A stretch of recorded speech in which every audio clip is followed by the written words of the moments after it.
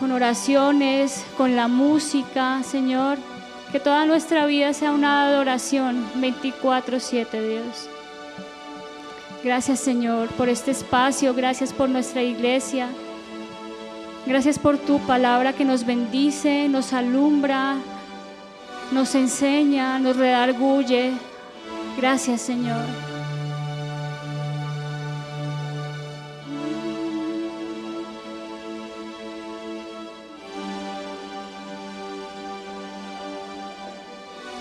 Tu voz me llama a las aguas, donde mis pies pueden fallar. Y ahí te encuentro en lo incierto, caminaré sobre el mar. Y a tu nombre clamaré, en ti mis ojos fijaré, en tempestad descansaré en tu poder, pues tuyo soy hasta el final.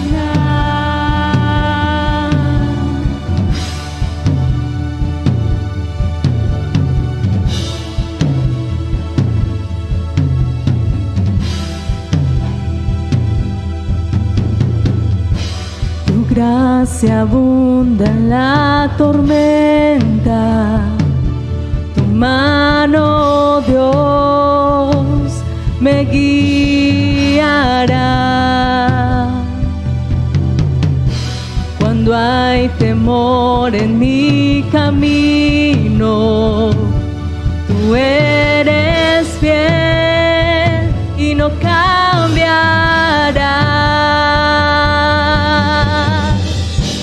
Y a tu nombre clamaré,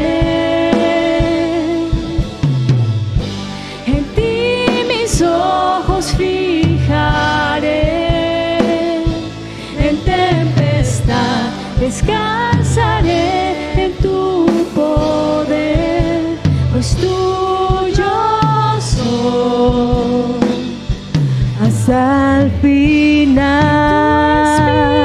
Tu espíritu me guíe sin fronteras, más allá de las barreras, a donde tú me llames. Tú me llevas más allá de lo soñado, donde puedo estar confiado al estar en tu presencia. Que tu espíritu me guíe sin fronteras, más allá de las barreras, a donde tú me llames. Tú me llevas más allá de lo soñado, donde puedo estar confiado al estar en tu presencia. Que tu espíritu me guíe sin fronteras, más allá de las barreras, a donde tú me llames. Tú me llevas más allá de lo soñado, donde puedo estar confiado al estar en tu presencia. Y a tu nombre clamaré, en ti mis ojos fijaré, en tempestad descansaré en tu poder, pues tuyo soy hasta el final. Señor, Señor, que nuestro espíritu pueda reposar en el tuyo. Somos tuyos, Señor. Hasta que tú decidas llevarnos a tu presencia, vamos a seguirte, Dios. Pero que tu espíritu sea esa guía, Dios, que nos lleva a lugares que ni siquiera nosotros podríamos imaginar, Señor. Ayúdanos a confiar, ayúdanos a creer. Ayúdanos a que fortalezcamos nuestra fe día tras día, Señor. Y a ti te adoramos, nuestro buen Dios. Tú eres el Dios que merece toda la honra, todo el honor. Y te adoramos a ti, Señor.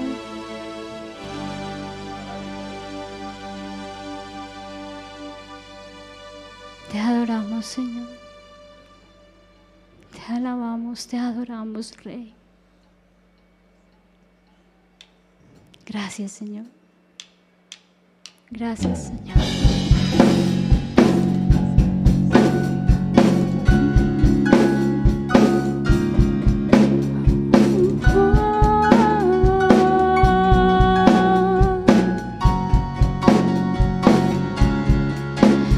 Al Dios que hizo los cielos y la tierra por el poder de su palabra y reina con autoridad. Al Dios que unos vientos le obedecen, una palabra suficiente para los muertos levantar. Nadie es como Él, oh gran yo soy.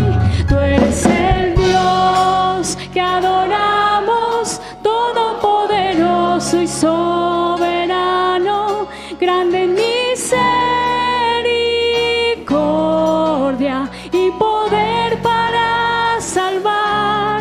Tú eres el Dios que adoramos, quien derrotó la muerte y el pecado, glorioso Redentor y Rey, te adoramos.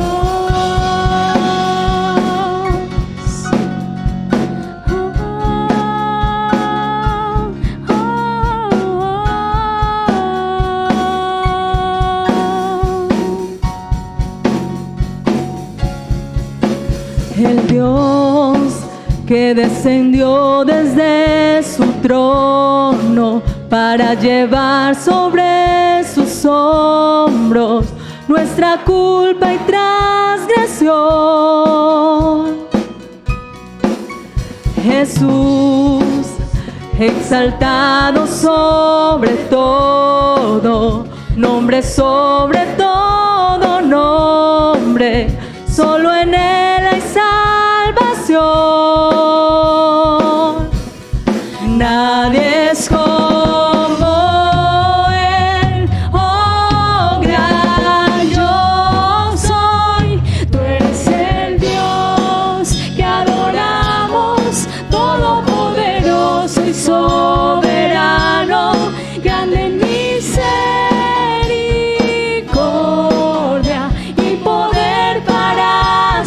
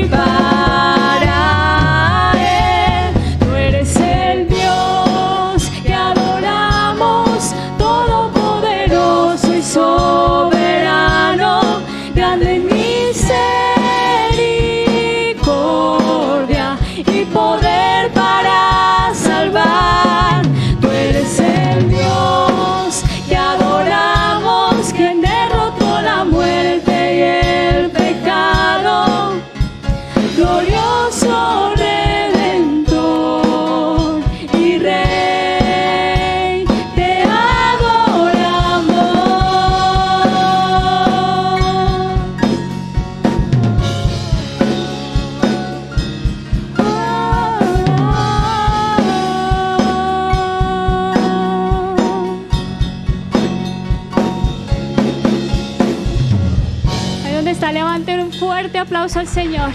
Te adoramos, te bendecimos, te amamos, Señor.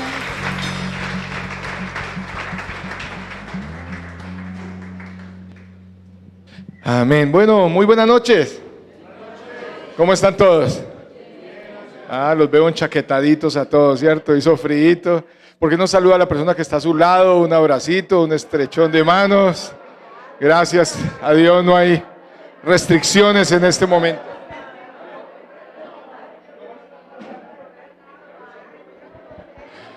Muy bien, el saludito, la sonrisita.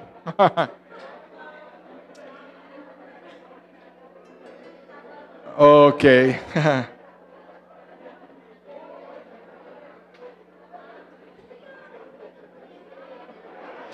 Y vamos tomando nuestro asiento, por favor. Gracias, alabanza. Muy amables. Está bien. Podéis ir en paz. Gracias. Bueno, amados. Qué alegría tenerlos a todos. ¿Cuántos están expectantes en esta noche? Amén. Va a ser un buen tiempo.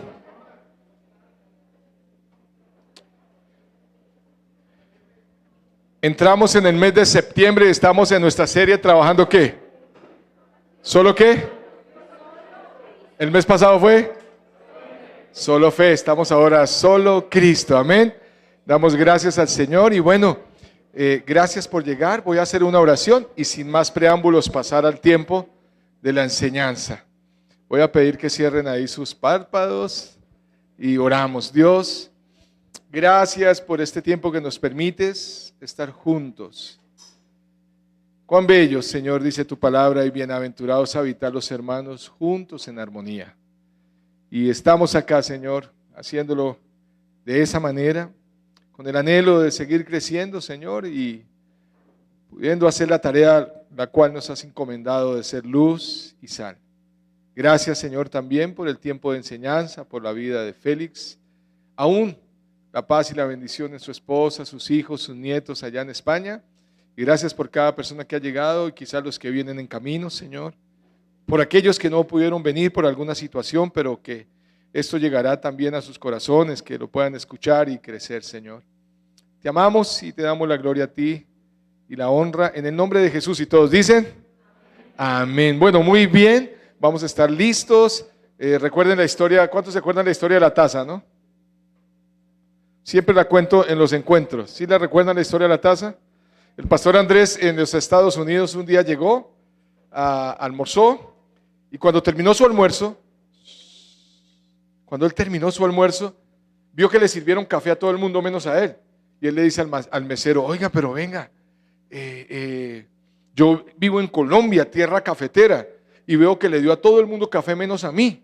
Y el mesero le dijo, señor, es que quiero decirle, hay una regla en la mesa acá en los Estados Unidos, o por lo menos en ese restaurante. Usted ve que la taza está volteada, está al revés, sí. Todo aquel que quiere café, pone la taza boca arriba y se le llena. Entonces, ¿cuántos vinieron así o así?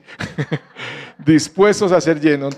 Yo quiero que recibamos a Félix, un amigo, pastor en España, esposo, padre, abuelo, él es coach, también docente de universidad. Bueno, un hombre de Dios. Félix, bienvenido y estamos en tus manos. Mala cosa es estar en mis manos. Bienvenido.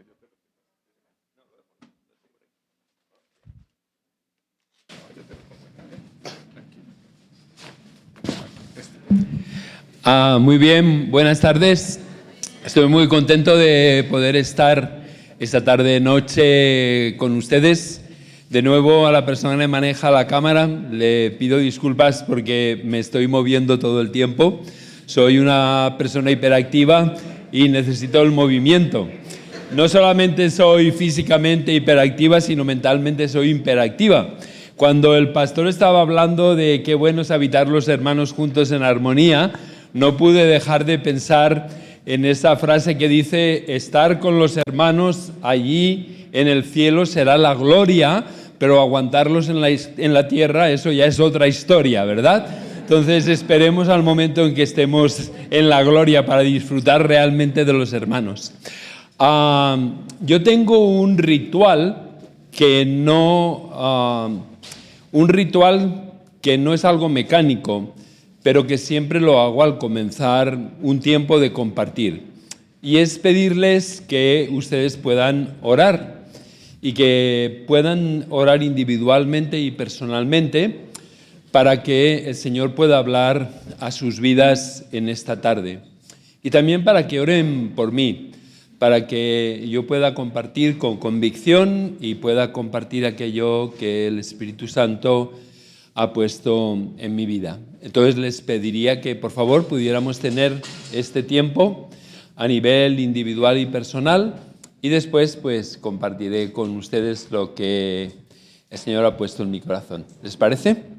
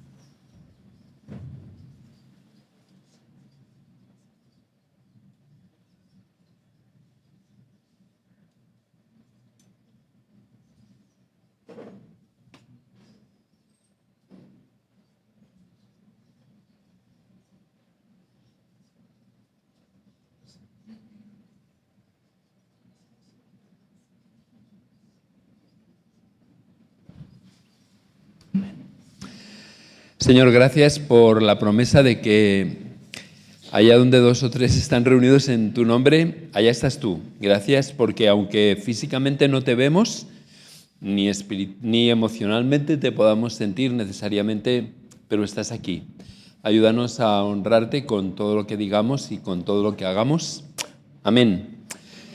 Bueno, el tema que yo quisiera compartir con todos ustedes en esta noche es acerca de ser un discípulo o ser un seguidor de Jesús. Estamos viviendo, ustedes lo tienen a flor de piel, he hablado con mucha gente y el tema está a flor de piel. Estamos viviendo en tiempos de cambio, ¿verdad? Estamos viviendo en momentos disruptivos. Un cambio disruptivo es un cambio que no es predecible, es un cambio que no podemos anticipar. Y en muchas ocasiones un cambio disruptivo produce un antes y un después. La pandemia es un claro ejemplo de lo que fue un cambio disruptivo. ¿Quién esperaba la pandemia? ¿Quién sabía lo que iba a pasar? Yo recuerdo perfectamente que era un día viernes cuando el gobierno de mi país anunció que todos teníamos que irnos a nuestros hogares, pero el día sábado nosotros tuvimos que hacer todas las clases de la universidad en línea, un cambio disruptivo, inesperado, pero ante el cual no tuvimos más remedio que responder. Por lo tanto, nos encontramos en tiempos disruptivos. Cuando nos estábamos recuperando de la pandemia, estalló la guerra en Ucrania. La guerra en Ucrania quedaba como muy lejos, 2.000, 3.000 kilómetros, pero los efectos están llegando hasta nuestro país. El precio de la luz se ha duplicado, se ha triplicado.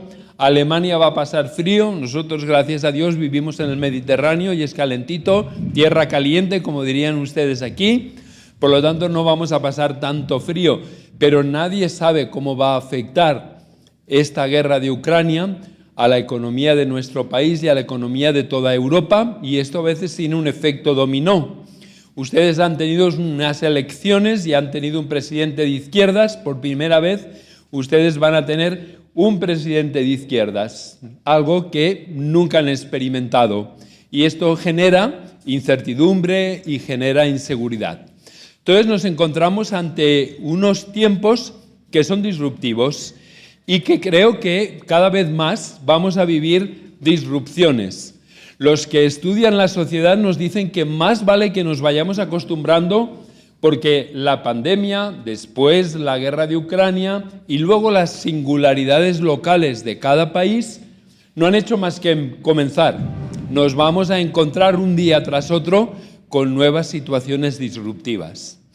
En estas situaciones de cambio disruptivo es súper importante para la Iglesia tener un norte claro. Es decir, cómo hemos de vivir en un tiempo de disrupción. Cómo sabemos lo que hemos de hacer. Cómo podemos tomar decisiones en un tiempo de disrupción. ¿Me estoy sabiendo explicar?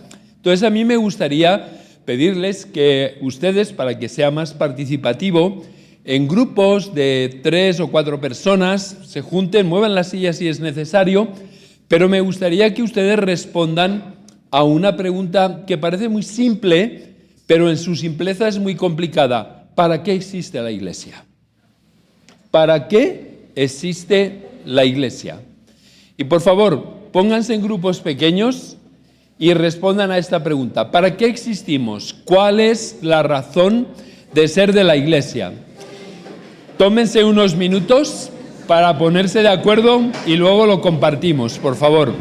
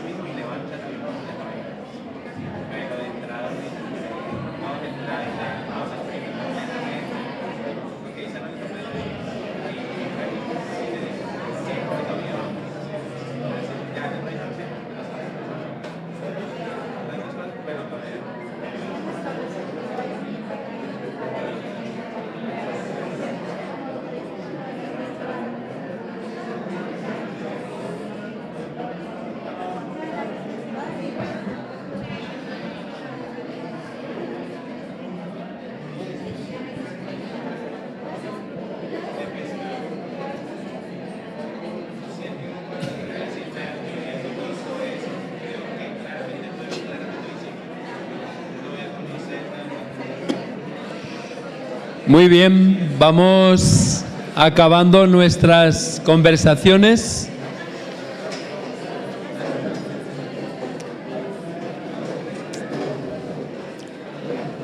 Vamos acabando nuestras conversaciones.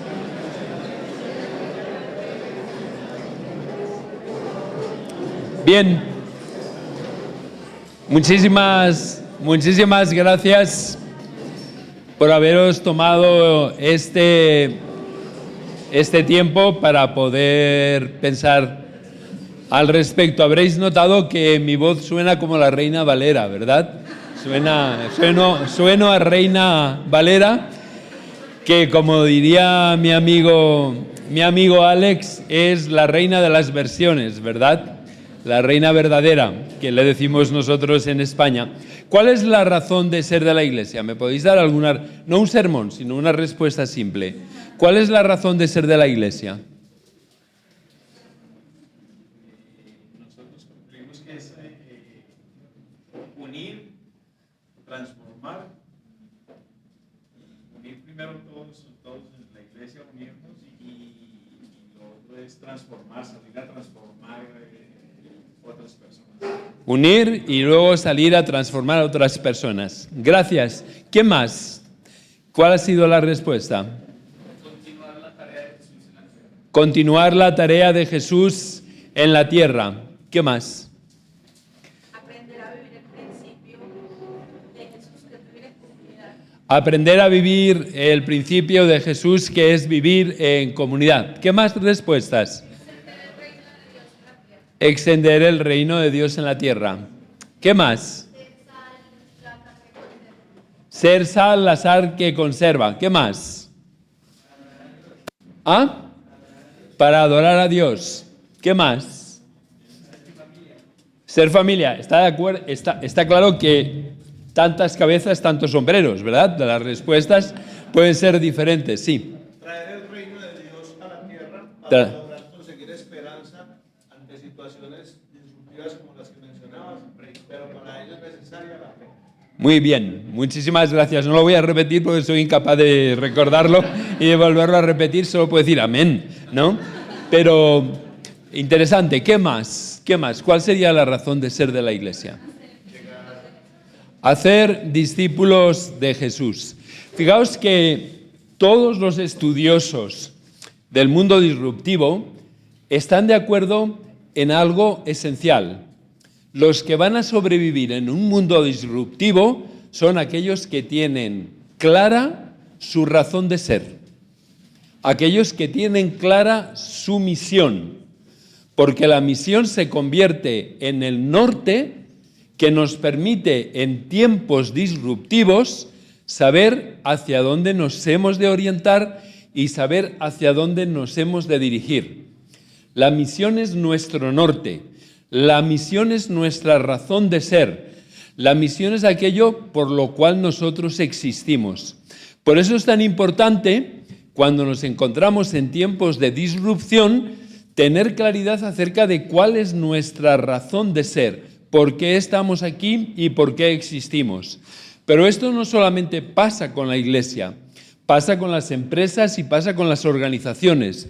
En tiempos de disrupción, en tiempos de cambio, en tiempos de incertidumbre, en tiempos de volatilidad, en tiempos de complejidad, es súper importante tener clara la misión, porque la misión es el norte hacia el cual siempre te puedes orientar. A veces hay niebla, a veces hay accidentes geográficos que nos impiden el poder orientarnos con claridad, pero la brújula siempre marca el norte. Puede oscilar unos grados, pero al final siempre te va a marcar el norte. Por eso es tan importante para la Iglesia tener claridad en la misión. Si vamos al siguiente punto en la diapositiva, vamos a ver una frase muy importante que dice: la misión es la razón de ser de la Iglesia.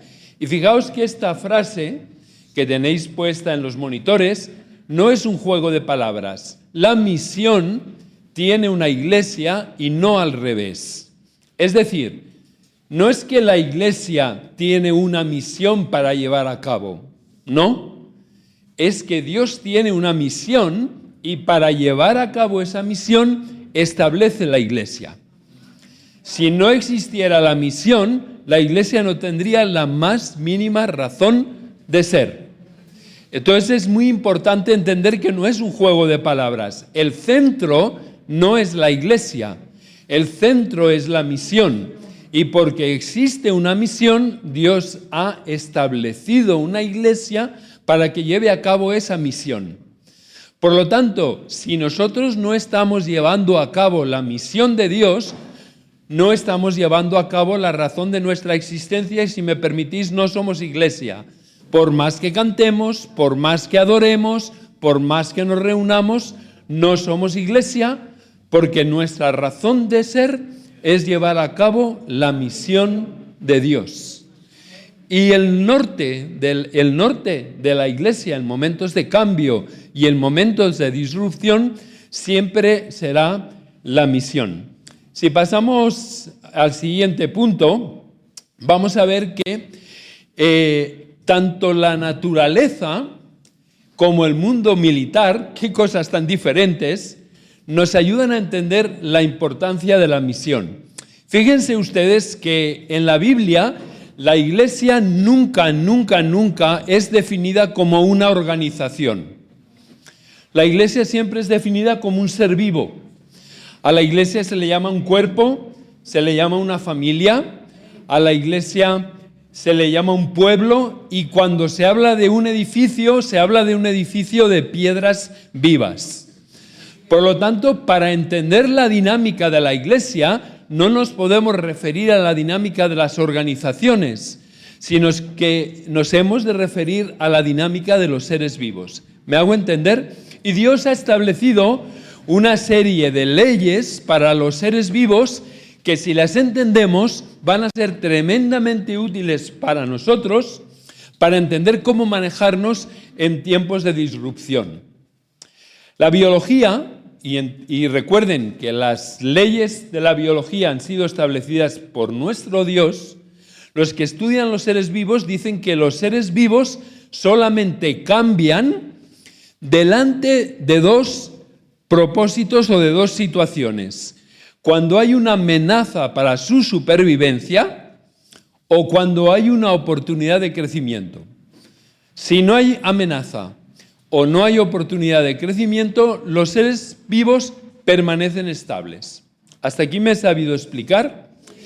Pero también la biología nos dice que los seres vivos están 24 horas al día, 7 días de la semana, escaneando el entorno.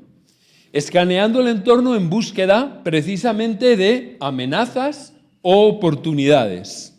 Un ser vivo está escaneando tu cerebro y mi cerebro, aunque nosotros no tengamos conciencia, están escaneando el entorno. Tú vas caminando por la calle y tu cerebro te advierte de que hay una persona aparentemente sospechosa un poco más adelante y se pone en guardia porque lo prevé como una posible amenaza. Tú estás tranquilamente sentado, oyes un ruido y te alarmas. ¿Por qué? Porque tu cerebro, que está escaneando, lo ve como una posible amenaza. Tu cerebro siempre está buscando preservarte y por eso escanea con tu conciencia o sin tu conciencia el entorno. Entonces, cuando el cerebro detecta una amenaza, el ser vivo detecta una amenaza o detecta una oportunidad de crecimiento, automáticamente se pone en tensión. Y si esa tensión continúa, lo que hace el ser vivo es que se ve forzado, genera todos los mecanismos para cambiar a fin de preservarse de esa amenaza o poder aprovechar esa oportunidad. ¿Me estoy sabiendo explicar con la suficiente claridad? Imagínense, yo soy un ser vivo, estoy escaneando el entorno, veo que hay una amenaza y automáticamente cuando esa amenaza va persistiendo, se genera en mí una necesidad de cambiar para protegerme. Pero de la misma manera, si veo una oportunidad de crecimiento, genero un deseo de cambiar para aprovechar esa oportunidad y poder crecer. Entonces el ser vivo automáticamente cambia. El ser vivo automáticamente cambia, para protección o para aprovechamiento. Pero los estudiosos de la biología nos dicen que los seres vivos para cambiar utilizan lo que se llama el mecanismo de autorreferencia. Mecanismo de autorreferencia. De tal manera que ese mecanismo de autorreferencia hace que puedan cambiar sin perder su identidad. De tal manera que si tú lo ves desde fuera dirías, este es un ser vivo total y completamente diferente. Pero cuando tú vas a su ADN es el mismo. El ADN está intacto, porque precisamente es su ADN, la claridad en su ADN, el tener perfectamente identificado el ADN, lo que le permite cambiar sin perder su identidad. Por eso es tan importante para la Iglesia responder a esta pregunta: ¿cuál es nuestro ADN? ¿Es nuestro ADN el tener templos? ¿Es nuestro ADN el tener pastores pagados a tiempo completo? Y yo soy un pastor. ¿Es nuestro ADN el hecho de tener seminarios, de tener emisoras de radio, de tener librerías evangélicas, el tener cultos los domingos por la mañana? Eso no es nuestro ADN. Nuestro ADN es la misión. Nuestro ADN es la misión. Y cuando tenemos claro nuestro ADN, podemos cambiar infinitas veces, porque el ADN nos permite cambiar o para protegernos de amenazas o para aprovechar las oportunidades sin traicionar nuestra identidad, porque nuestra identidad viene dada por la misión y no viene dada por lo que hacemos o lo que dejamos de hacer. ¿Me estoy sabiendo explicar con la suficiente claridad? Entonces, nosotros lo único que nos tenemos que preguntar es, muy bien, nueva disrupción. Ha venido una nueva disrupción. ¿Cómo podemos llevar a cabo la misión en esta nueva situación? Esta nueva situación, ¿qué nos exige para poder llevar a cabo la misión? ¿Qué es lo que tenemos que dejar o qué es lo que tenemos que incorporar? Pero nuestro norte va a estar siempre claro, porque lo único que nos vamos a tener que preguntar es qué es lo que debemos de hacer en este momento para llevar a cabo la misión. Porque nuestra identidad está clara, porque nuestro norte está perfectamente marcado y perfectamente fijado. Pero si nuestro ADN es tener bonitos templos, o nuestro ADN son los programas que utilizamos en la iglesia, o las estructuras denominacionales, o cualquier otra cosa, tal vez no vamos a poder cambiar. ¿Me hago entender? Es decir, si hipotéticamente un día nos expropiaran todos los templos, no pasaría absolutamente nada, porque lo que define nuestro ADN es la misión. Y esto es simplemente una facilidad. Entonces lo que nos preguntaríamos es cómo llevamos a cabo la misión en esta nueva realidad. Pero me hago entender, no afectaría para nada a nuestra identidad, porque nuestra identidad está marcada por nuestro ADN, y nuestro ADN es la misión. Es la misión. Entonces, en el mundo de los seres vivos, aprendemos esta realidad. Y la misión es increíble por la cantidad de oportunidades que nos da, porque nos podemos, ¿cómo diría yo?, reinventar hasta la saciedad. Déjenme que les ponga un ejemplo personal. Como ustedes saben, yo estoy aquí porque yo tengo una misión personal. Mi misión personal, así la he entendido, recibida de Dios, es ayudar a las personas y a las organizaciones cristianas a desarrollar todo su potencial. Esa es mi razón de ser, por la que yo creo que Dios me ha creado, y cuando lo hago, noto que estoy haciendo aquello para lo cual el Señor me creó y el Señor me diseñó. En el mes de marzo del año 2019 yo tenía todo un año lleno de compromisos presenciales para ir a diferentes países de América Latina y a diferentes países de Europa para ministrar. Un día viernes, como les estaba diciendo, el gobierno dice ya nadie viaja y el resto, todos ustedes lo saben, es historia.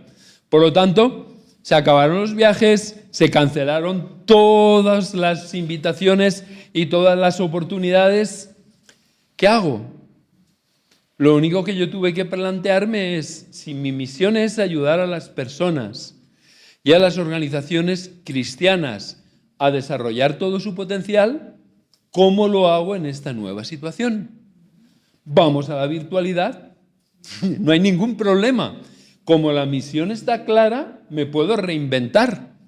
Vamos a desarrollar capacitaciones en línea, vamos a hacer discipulado en línea, vamos a hacer el coaching en línea, vamos a inventar cosas nuevas porque la misión nos da esta flexibilidad y esta posibilidad de cambiar tantas veces como sea necesario. Me estoy haciendo entender con la suficiente claridad, pero si no tienes la misión clara, entonces estás perdido. Si tú te defines a ti mismo por lo que haces y no por la misión, el día que no puedes hacer lo que haces, ya no eres nadie, porque tu ADN no está claramente definido. Pero ahora me gustaría cambiar de ámbito completamente e ir al mundo militar. Si pasamos, aprendamos de las Fuerzas Armadas. Las Fuerzas Armadas también son conscientes de que vivimos en un mundo disruptivo. Y en este mundo disruptivo es muy difícil liderar. En el mundo de las Fuerzas Armadas, ellos tienen un concepto tremendamente importante y que nos va a ser de gran utilidad.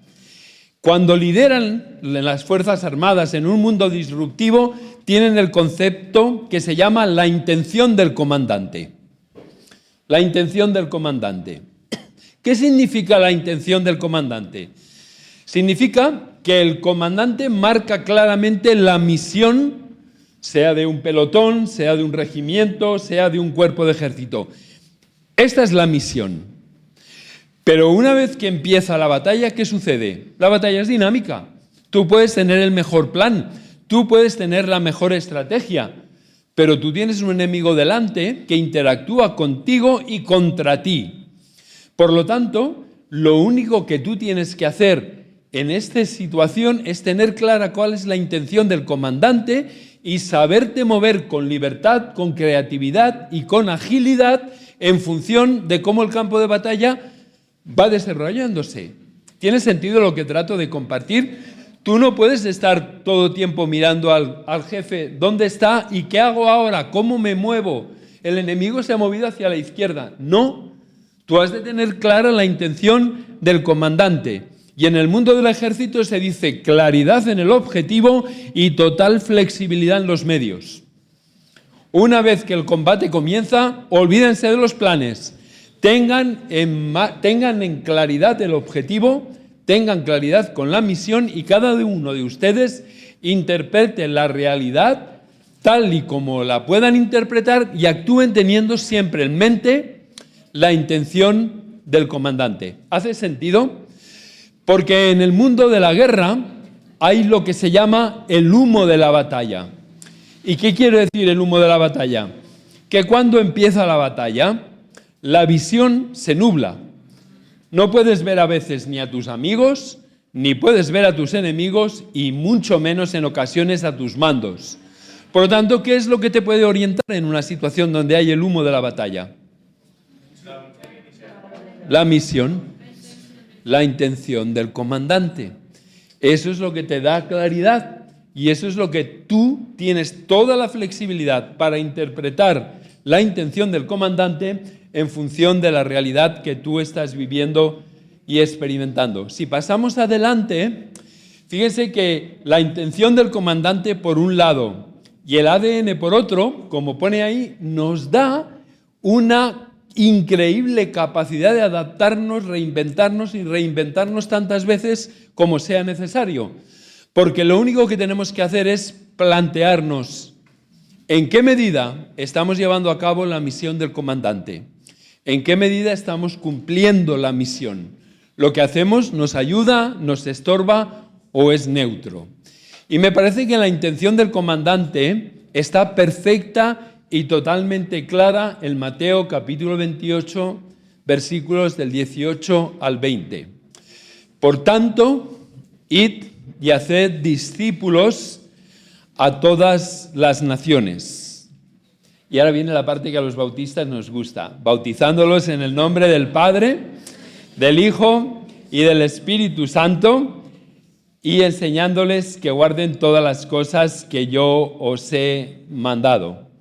De tal manera que la misión de la Iglesia sería hacer discípulos y contribuir, como algunos de vosotros habéis dicho, a la construcción del reino de Dios.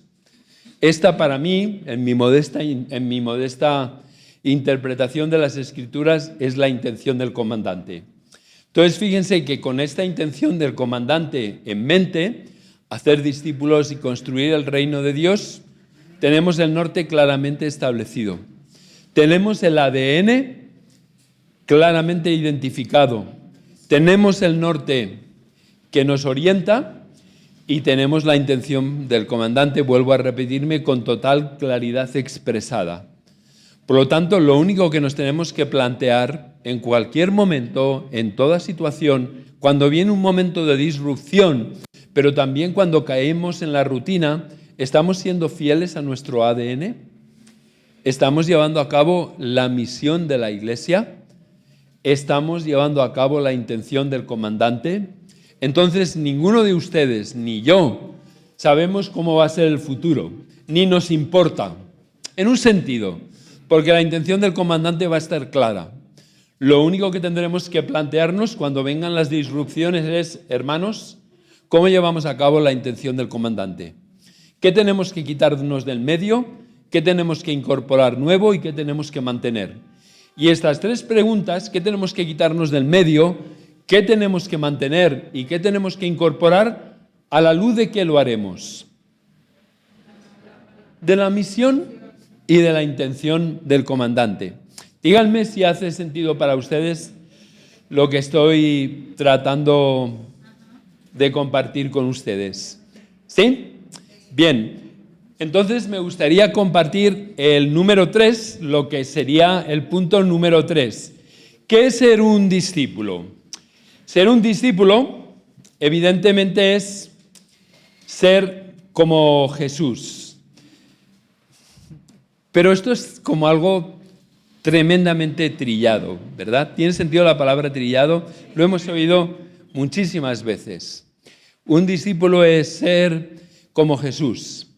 Pero si pasamos al siguiente punto y al siguiente, esto es lo que para mí es importante y quiero compartir con ustedes.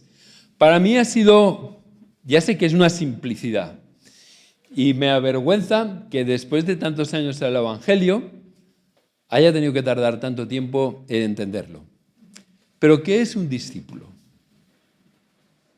Háblenlo en grupos. ¿Qué es un discípulo? Venga, háblenlo en grupos. Ahora, tómense un tiempo y pónganse en grupos como antes y háblenlo. ¿Qué es ser un discípulo?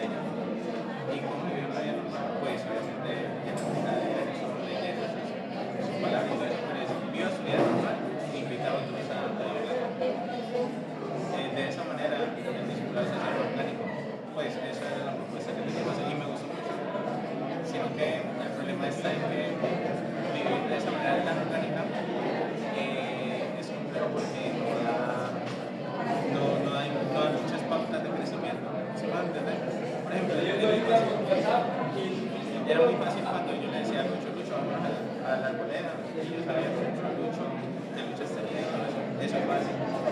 Y esa vida orgánica permite ver eso, pero no permite ver cómo vamos creciendo. ¿Entiendes? Siento que no te permite ver cómo vamos creciendo.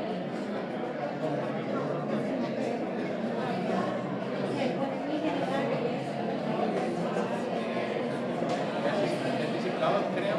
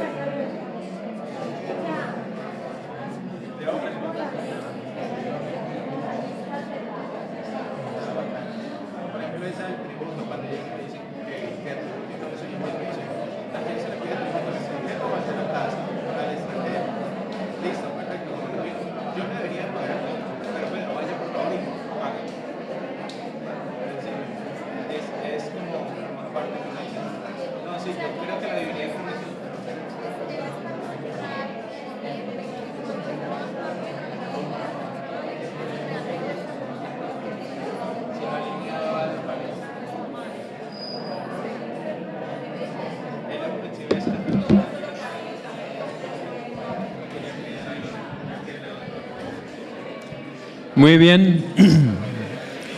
Cuando puedan, vamos acabando las conversaciones.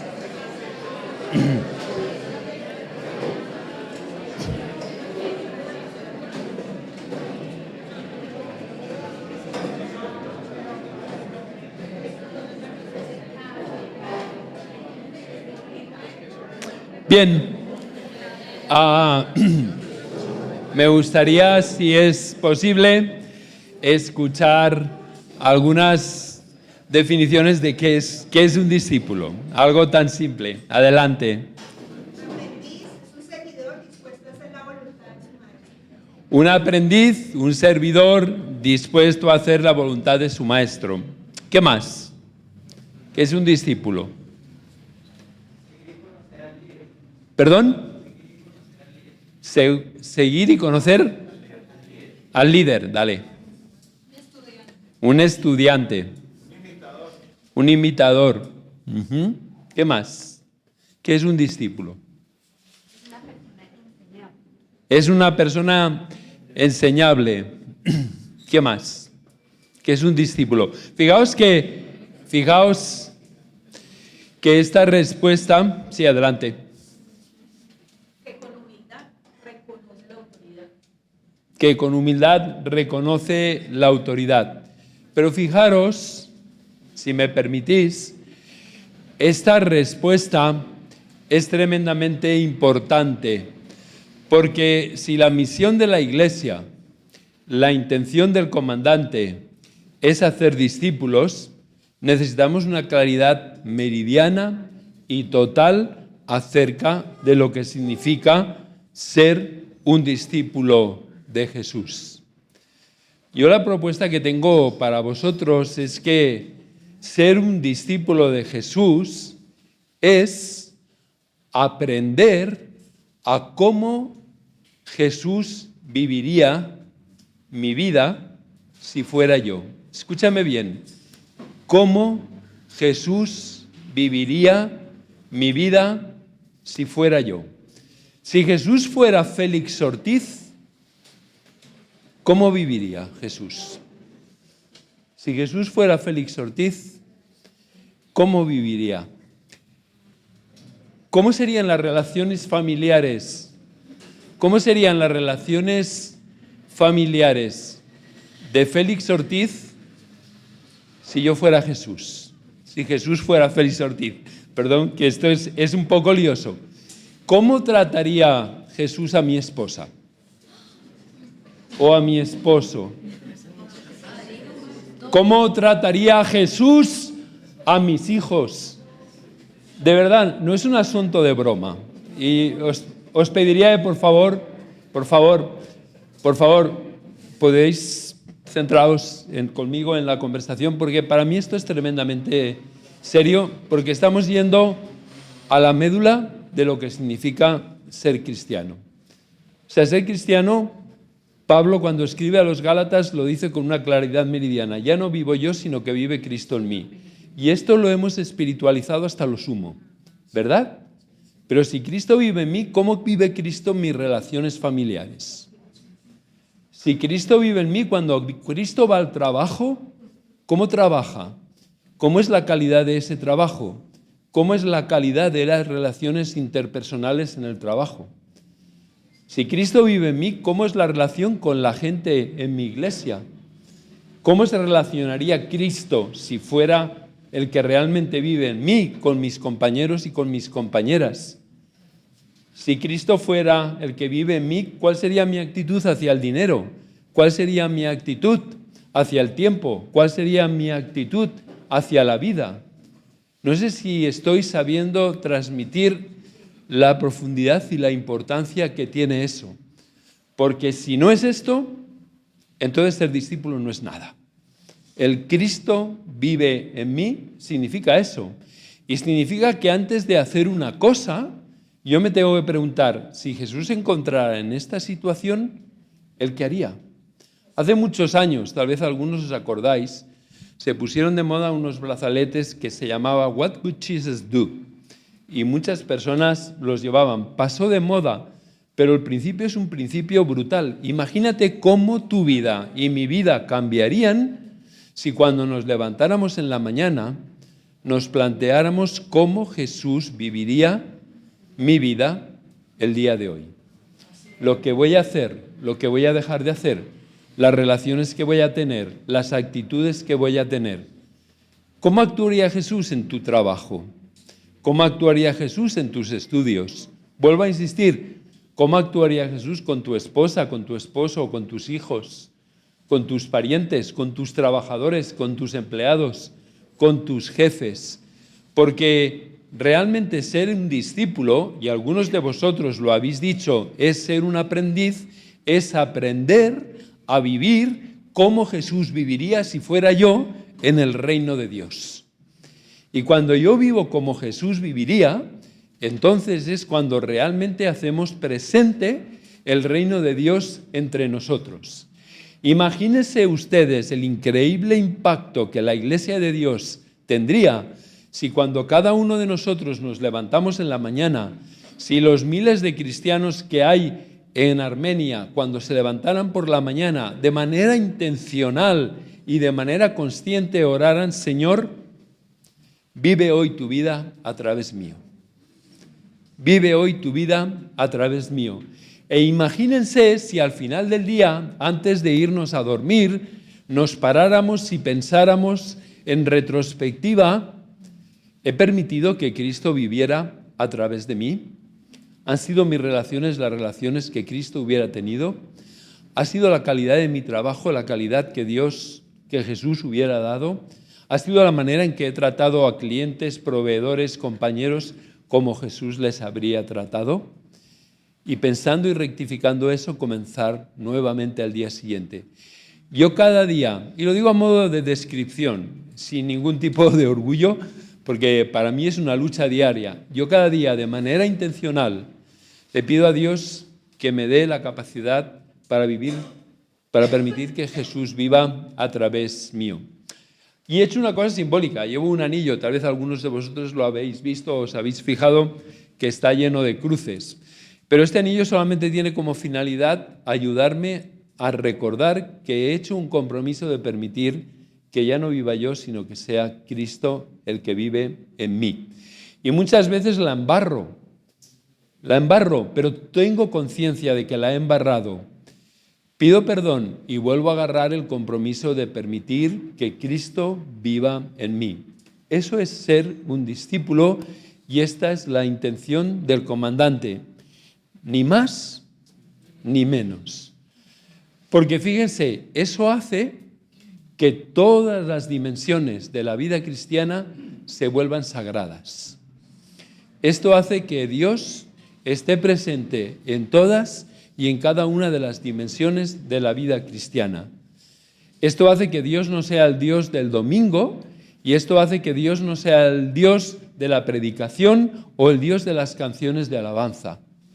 Porque como dice muy bien el apóstol Pablo, en todo lo que hagáis, poned el corazón, como si lo hicierais para Dios y no para los hombres. Porque lo que realmente hace sagrado algo no es el lugar donde se hace, no es el día de la semana en que se hace, ni quiénes son las personas que están mediando esa actividad.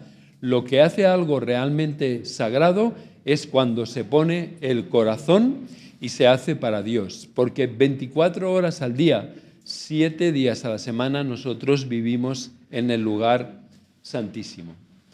Así que el proceso del discipulado no es el proceso de aprender contenido. Si queréis pasar, por favor, las diapositivas. El proceso del discipulado, vamos más adelante, no es el proceso de aprender toda una serie de contenidos. Esos contenidos nos ayudan, sin duda, pero el proceso del discipulado es ese proceso en que voy aprendiendo poco a poco, no sin caídas, no sin tropiezos y no sin fallos. Voy aprendiendo a discernir cómo Jesús viviría su vida si fuera yo, ¿verdad? El Cristo viviendo en mí. Y es ese proceso de cuando yo voy a la Escritura, discierno con la ayuda del Espíritu Santo a saber y aprender cómo vivir la vida de Cristo, cómo Cristo puede vivir a través mío, en mi trabajo, en mis estudios, en todas y en cada una de las dimensiones de la vida cristiana.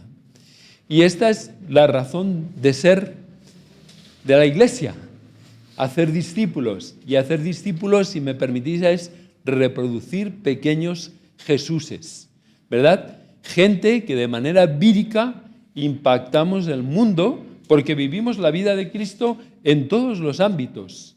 No hay ningún ámbito que no sea sagrado, porque allá donde tú estás, Cristo vive en ti.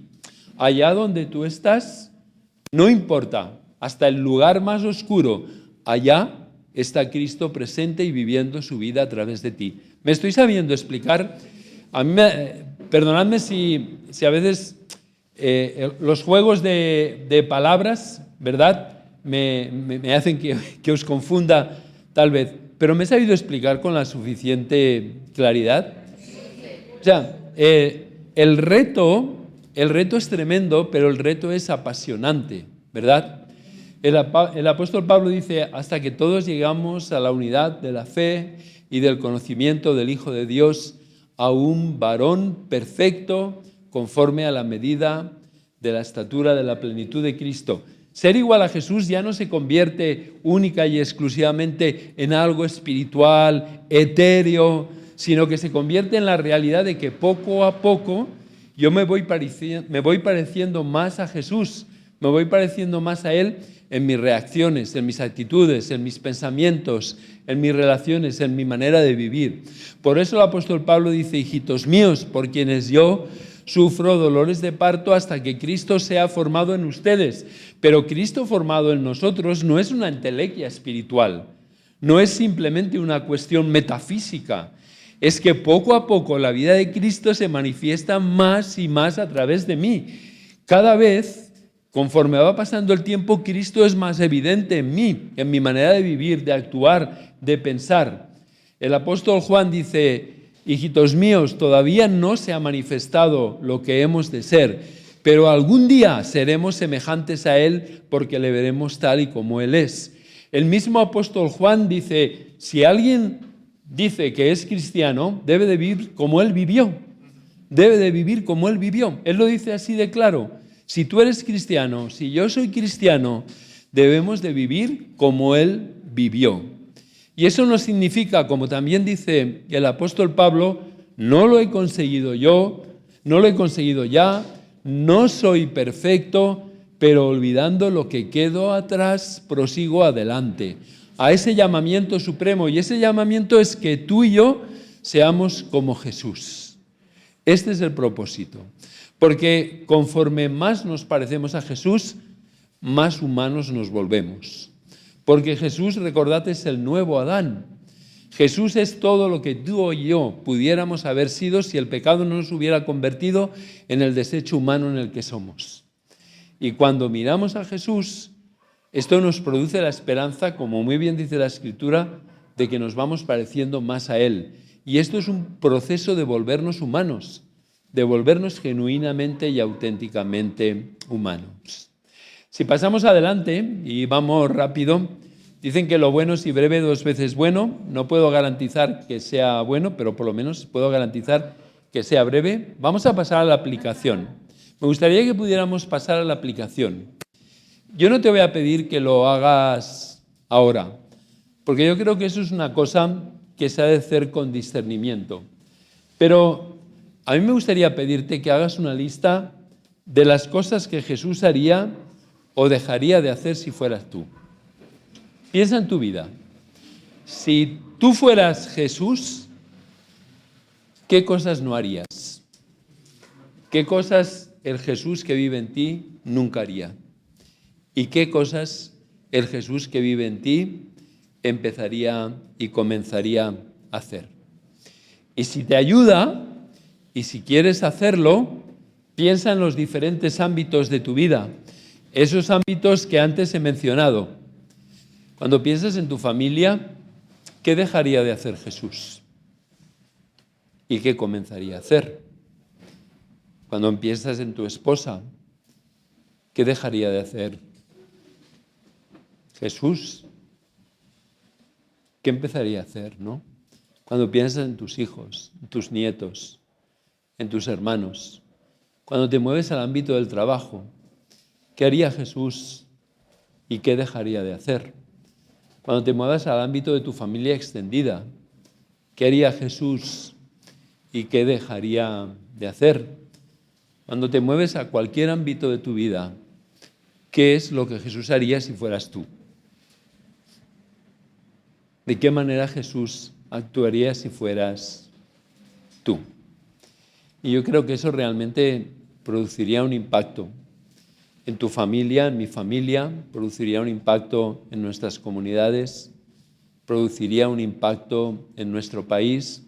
Permitidme con toda la humildad del mundo, no os preocupéis tanto de Petro, preocupaos más de ser como Jesús. Preocupaos más de que Jesús realmente se pueda expresar a través de nosotros, que realmente Jesús pueda ser visible en nuestras relaciones, en nuestro mundo, en nuestro ambiente.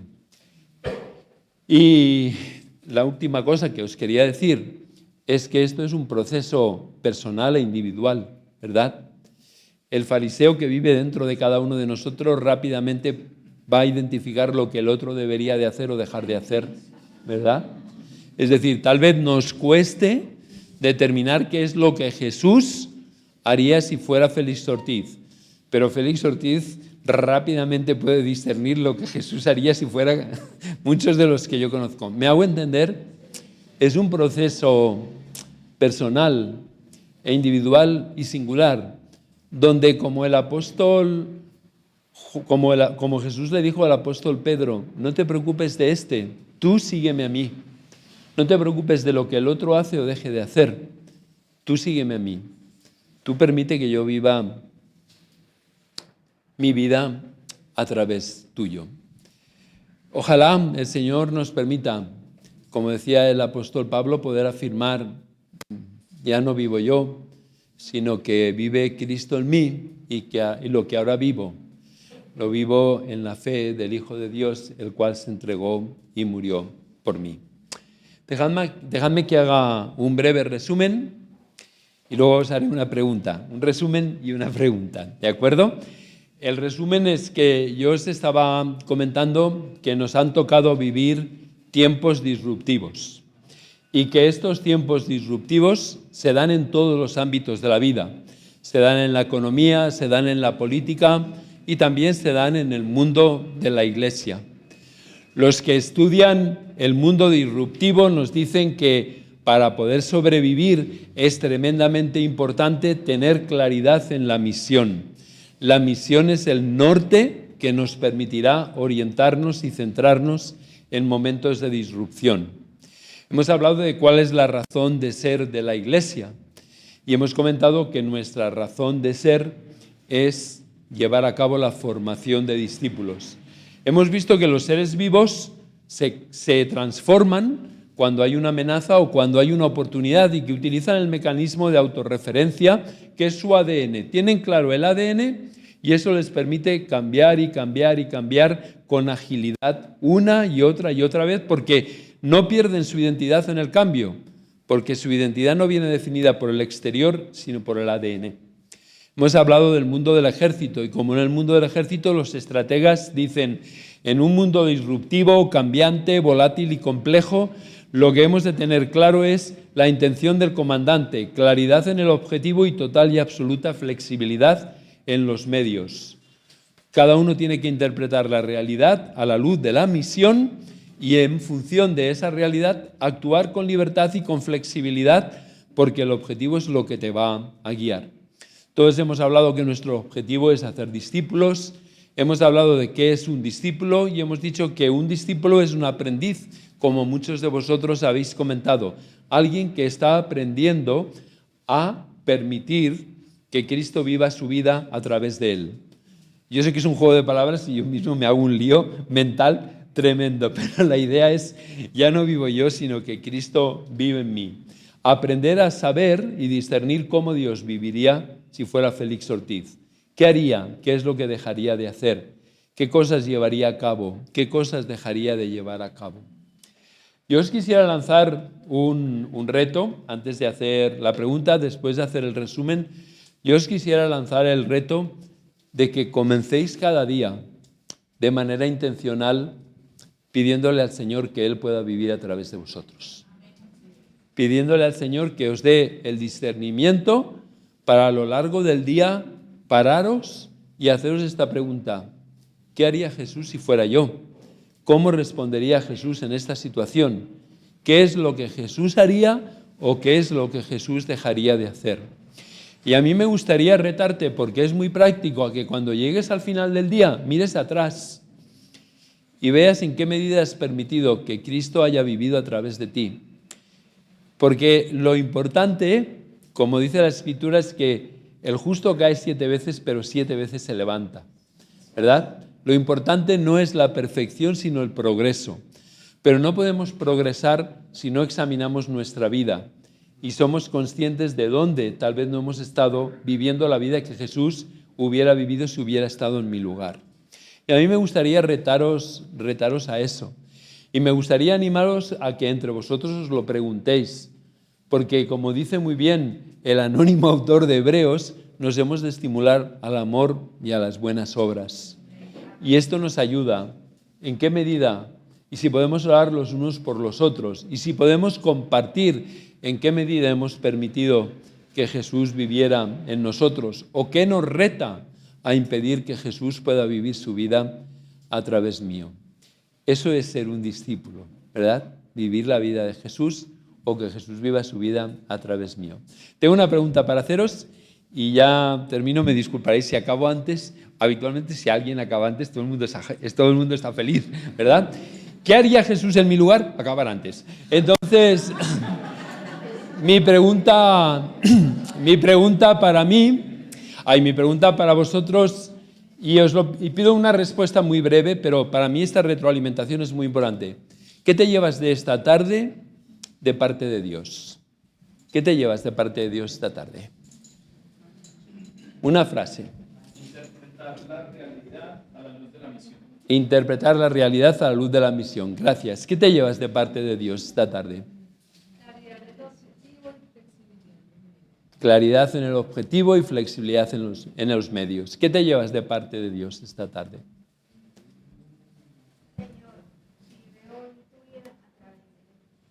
Permitir que el Señor viva su vida a través de mí. ¿Qué te llevas?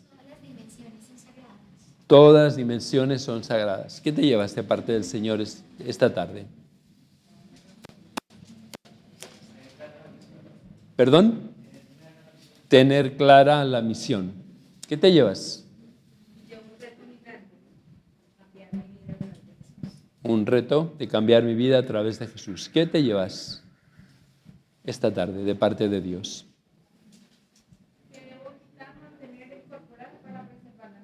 Que debo de quitar, mantener e incorporar para preservar la misión. ¿Qué te llevas?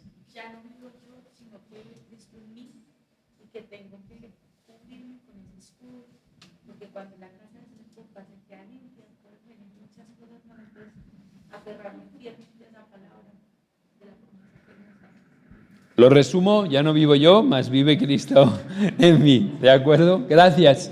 ¿Qué más te llevas de parte del Señor? Para mí es importante escucharlo. Y fíjate que para ti es importante porque es el proceso de repensar todo lo que hemos hablado. Sí. La misión no vive para la iglesia vive para la misión. La iglesia vive para la misión. ¿Qué más te llevas de parte del Señor en esta tarde? Sí.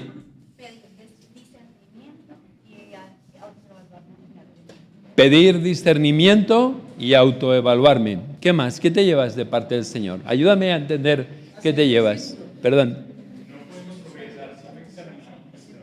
No podemos progresar si no examinamos nuestra vida. ¿Qué más? Sí. Tener un ADN claro nos permite reinventarnos muchas veces. Tener un ADN claro nos permite reinventarnos muchas veces. ¿Qué más te llevas? Sí. Claridad en la intención del comandante. Sí. ¿Qué más te llevas? Lo importante no es la perfección, sino el progreso. ¿Cómo llevo a cabo la misión en esta nueva realidad? ¿Cómo llevo a cabo la misión en esta nueva realidad? Por allá, ¿qué os lleváis? ¿Que no os lleváis nada? La misión es del norte. El hiperactivo que hay en mí pregunta, ¿y el sur? No. ¿Qué más? ¿Qué os lleváis? Sí, adelante.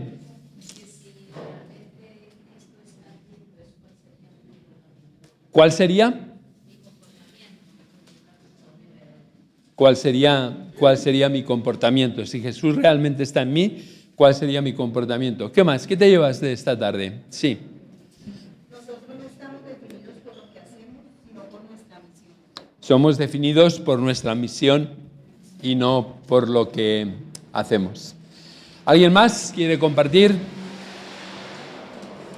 ¿Qué te llevas? Espero que te lleves algo del día. Espero que te lleves algo del día de hoy. Bien, muchísimas gracias. Lo único que podría hacer es continuar repitiendo. Sí, adelante, hermana. Quiero ser mucho más consciente de la autoevaluación al final del día, de si he permitido que Jesús viva mi vida a través de mí, y eso me lleva al reto de cómo lo hacía él, de ir a solas por el campo. Sí. Gracias. Yo os animaría a que, si os ayuda, utilicéis un símbolo. Sabéis que los símbolos en el Antiguo Testamento eran muy importantes, como recordatorios de compromisos o como recordatorio de promesas hechas a Dios. A mí me ayuda esto. No tienes por qué tenerlo, pero siempre es bueno algo que te ayude a recordar esta pregunta: ¿qué haría Jesús si se encontrara en mi situación? Oramos y acabamos. Pues Señor, muchísimas gracias, porque ya no vivimos nosotros, sino que tú vives en nosotros. Yo te pido, Señor, que nos ayudes a aprender, a ser aprendices de ti, a poder discernir y a entender mejor lo que tú harías, lo que dejarías de hacer, lo que pensarías, lo que te motivaría en nuestra vida cotidiana. Ayúdanos, Señor, a llevar la santidad a todas y a cada una de las dimensiones de la vida cotidiana. Te lo pido por ti mismo. Amén.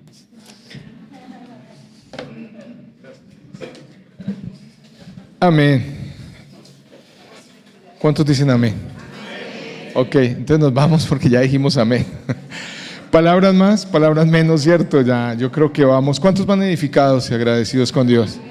Amén. Entonces, bueno, quedamos despachaditos, vayan para su casita, pero no se vayan sin saludar a varias personas. No olviden que ahí tenemos libros de P625 y también de Félix. Pueden ahí conocer los libros y llevarlos. Ahí se los van a vender. Bendiciones. Abracen 5, 6, 7 personas. Chao, chao. Chao.